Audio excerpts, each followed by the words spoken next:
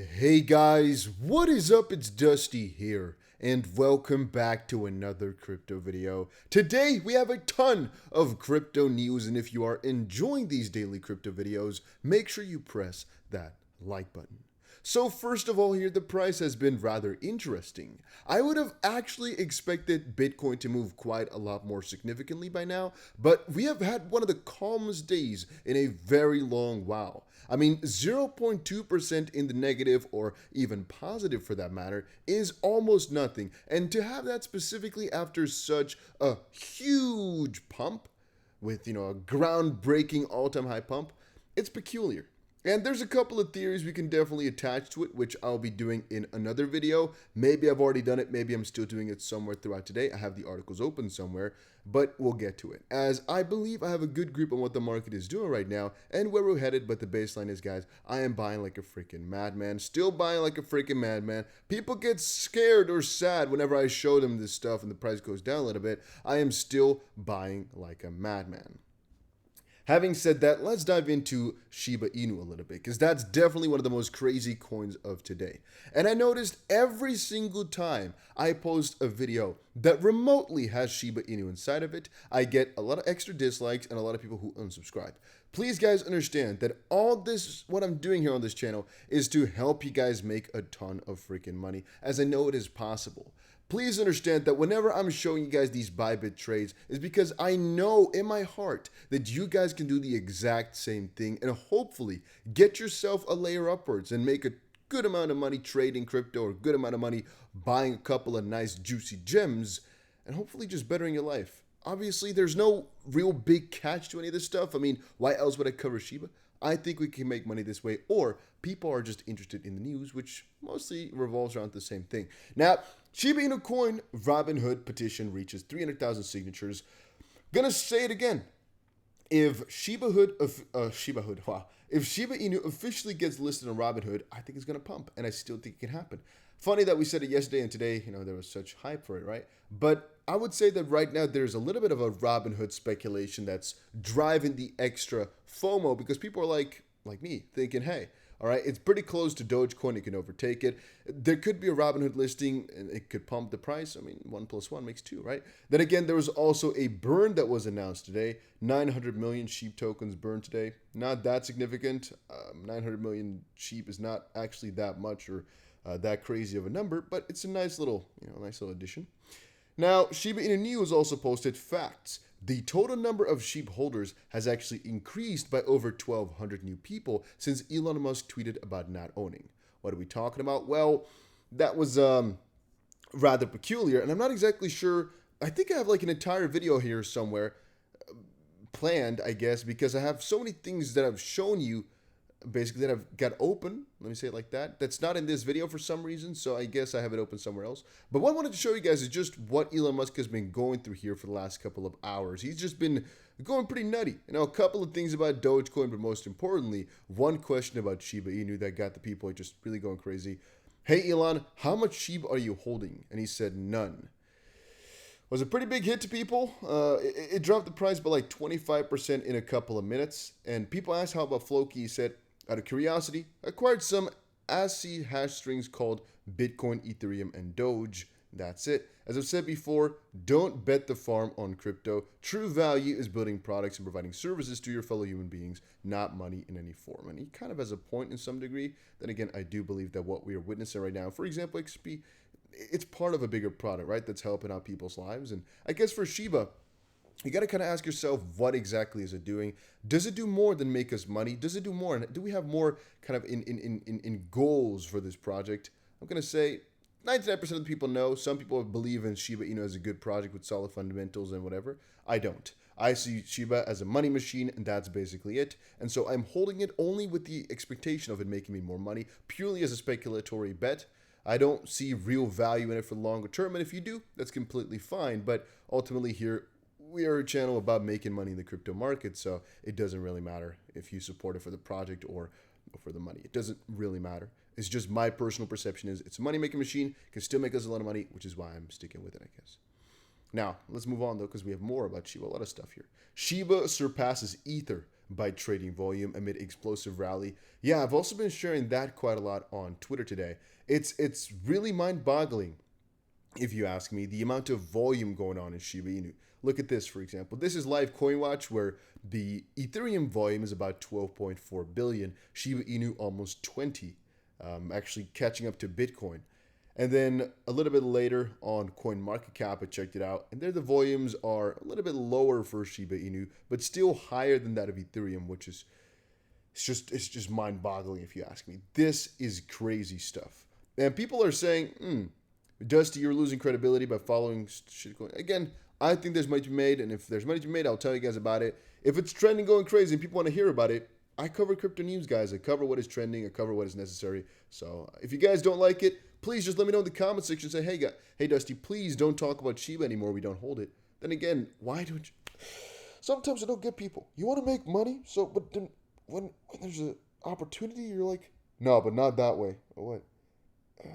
I don't really understand it, I guess, with this crypto stuff sometimes. It's also when I tell people about XRP, they often tell me, yeah, no, but I'm not going to buy that coin. I'm like, for what? And they say, yeah, because it's actually bad. I'm like, even if you think it's bad, like Da Vinci said earlier today, you can still make a ton of money with it, though. So, I mean, what is this idea of, no, it's a bad coin, so I'm not going to buy. You can still make money with it, though. But that's besides the point, all right? Don't let me go crazy here, guys. Please just put in the comment section if you'd like to see more updates on Shiba, yes or no, and I'll get a good grasp. But I think it's worth it because, once more, money. All right, Shiba Inu surpasses Ether by trading volume. We just covered that one. And let's here go to, I guess, a more solid project. I've had so many articles open about Solana, and I closed them all again. Why? Because it's so simple to explain Solana to you guys. It's a very solid project. Very high throughput. It's basically a platformer like Cardano and the others. It's all the same thing, basically. However, there's a couple of key proponents that make Solana better than others, and that's just because it's so freaking scalable, so freaking juicy in that respect. Then again, the way off of that, we've called the triangle a couple of times before, is centralization. It went down for a little while ago, which is when I called it out for being undervalued. Right now, the price basically recovered back to all-time high, and now I'm saying Solana is exactly where it should be. Relatively in the market, Solana is extremely solid. Then again, as I've said before, from most altcoins out there, Chainlink, Cardano, all these. Cardano, I think, is a little bit more on the undervalued side, actually. They will do great in an altcoin rush, which is about to happen within the next couple of months. So from that perspective, it's not really a stupid buy, but I'm focusing right now a little bit more on Bitcoin because I think from Bitcoin, it's going to kind of go forward into other coins. But again, that's just my thought process. Then Polygon successfully averts catastrophic loss of up to $850 million. I talked about this before, but a couple people didn't get the picture. So what basically happened is Polygon had put basically, no, let's do another step back. There was one individual who found a way in which you could theoretically speak and steal all Polygon's money, all the money that they basically got, for only $4 million. So he could basically use his $4 million and $3.4 million to leverage basically $850 million through some exploit. Now he reported the exploit and got a $2 million bounty, and there was basically this way off on the channel here between what is a good bounty. The higher you make the bounty, the more of a chance that people are going to try hack you. Then again, the more of a chance that people will report the hack because the bounty is so big. But also, again, the more money you have to spend on something, right? It's kind of a way off. I personally think give like a 1% reward always is very solid for groundbreaking bugs. If the bug could have stolen all your money, give a 1%. Let's do it like this. Give a 1% bounty relative to the money that they saved, if you guys get my idea. Because what this guy basically did is he found a way to steal $850 million from these guys. And I personally think it's so strange that you would reward somebody as little as $2 million when they have to be tempted to get $850. And yes, guys, even though these people would rather go the white hat route rather than the black hat route by just doing this ethical hacking, basically, $850 million can be really tempting to a lot of people because you can really get away with $850 million, if you know what I mean. It's not like you've stolen $10 million where you got to kind of watch your back or whatnot. If you have $850 million, nobody's ever going to find you again if you really don't want to. So from that perspective, really tempting. Then again, maybe this guy didn't have the $4 million needed to grab everything. But then again, with $100K, which he probably had, you could have already stolen $22 million. So it's you guys get the picture, right? All right, when does a network become sufficiently decentralized? and can no longer be considered a security under the US security laws. Does it pass the Bahamas test? And he's referring here to an older tweet of his, just a couple of days older, which says, William Hinman gave Ether a free pass regarding its ICO because he adopted the decentralization argument fed to him by prominent Ether investors. That's a fact, not an opinion. Nancy Wojtas was there and she speaks the truth. So Hinman never explained exactly what about Ether's decentralized structure caused sales of Ethereum to fall outside the US SEC laws. It, through 3.5 years later, and market participants and investors still don't know how to define sufficiently decentralization. Ripple fought hard, and again, people of the XRP Ripple ecosystem, whatever, want to know. Now, Jeff said, I feel like Joel Katz is the only person qualified to answer. And David Schwartz, the CTO of Ripple, one of the core guys of Bitcoin, just David Schwartz is the genius. He said, I think this is the right direction. Though maybe not exactly right, I think it's the right direction because the computer science definition of decentralization doesn't seem like it can be made to fit the Howey test or the current law to me. What kind of decentralization makes a token not a security under the US law is not about the computer science notion of decentralization, but about what makes you rely on the efforts of the promoter for an expectation of a profit, a legal question. At least that's my view. Congress could pass a law that exempts a token from security regulation if it's sufficiently decentralized in the computer science sense, but we currently have no such law. So we're using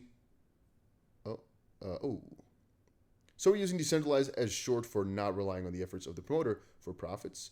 And I'm assuming he's deleted his stuff now. Maybe my internet just faded away. No, my internet's still there. That's actually peculiar. How can I... Let's see this. This is interesting. Why would he delete that? Maybe he had a different opinion on the matter? Sorry, I started thinking out loud in those tweets. This is a legal question and one that I probably shouldn't muse about in public. Okay, let's see it from David Schwartz's perspective. Whatever he's saying here is just a personal opinion. This is not, as the CTO of Ripple, tweets can be a personal opinion, and obviously at the end of the day, he doesn't know when something is decentralized enough from the SEC perspective, right? Obviously. So we can't blame him for anything he's saying. We can't hold him accountable for anything here. It's just a thought process. It's just his thoughts on a piece of paper, and I really respect that. Then again, I do agree with him here. There could be some pretty easy rules. Yet again, right now the question is not about the computer science part, but it's about what the SEC thinks about the matter. And at least that's my thought process.